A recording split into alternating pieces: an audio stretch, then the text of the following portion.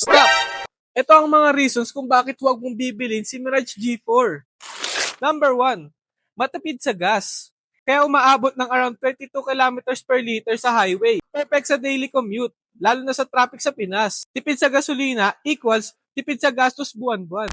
Number 2, affordable, sulit sa presyo. Isa sa pinakaapot kayang sedan sa market na nagre-range siya around 700 to 900,000. Good for first-time car buyers or budget conscious.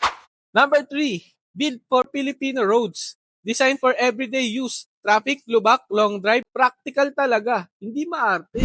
Number 4, perfect daily car. Pangpasok, pangnegosyo, pangpamilya. Point A to point B, car na super reliable.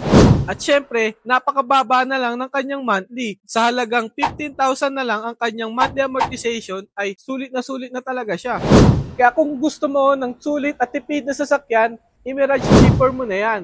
Kaya wag mo nang kalimutan, i-message ako sa aking contact number or sa aking mga social media accounts. Yun lang. Bye!